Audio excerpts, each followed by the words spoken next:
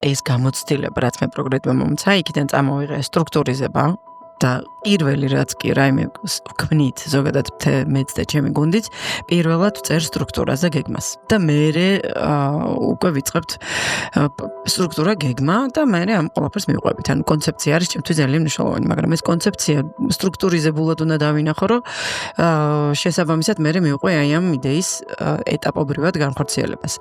ეს წამოვიღე გამჭვირვალობა ჩემთვის ძალიან მნიშვნელოვანი არის და აი ეს უშუალობა და მას პროდუქტის შექმნა ფაქტიურად რა. მას პროდუქტი ეს რა თქმა უნდა განსაზღვრება. განსა მას პროდუქტის შექმნისაც შენ შეძელი. ხო, ამიტომ არ არის ეს ბუტიკური აპლიკაცია, ეს არის მას პროდუქტი. ეს მას პროდუქტი არის, კი. ეს არის მას პროდუქტი, რომელიც არის ფაქტიურად მინდა რომ მაქსიმალურად რაც მეტი ადამიანს ჩავთავ ამ იდეის გარშემო და გავაერთიანებ, მით უფრო ჩემთვის კარგი და აუცილებლად ემოციური ჯაჭვი. ამიჯაჭულობა. აუცილებლად, კი. ამ რაღაცნაირი ლოიალურობა და ალბათ ავშირი, მე შემესმინება რასაც შეიძლება. ლოიალურობა. და გეტყვი ეს რაში გამოიხატება? აი მარათონი როცა დავიწყე, პირველი ჩემი იდეა იყო რომ ეს ხალხი გამეერთიანებინა რაღაც პატარ-პატარა ჩატებში. ანუ მიკრო საზოგადოებები ჩამოვაყალიბეთ.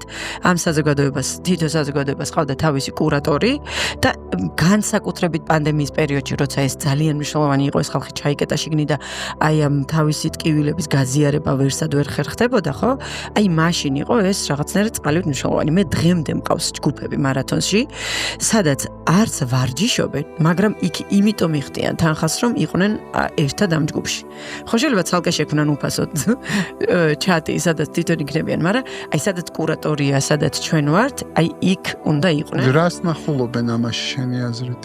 ანუ რა არის ვაიბია, რაღაცა სხვა არის ვალიდაცია, ერთგვარი ვალიდაციაც, ერთგვარი ჩვენთან კომუნიკაცია, ჩვენთან სიახლოვე.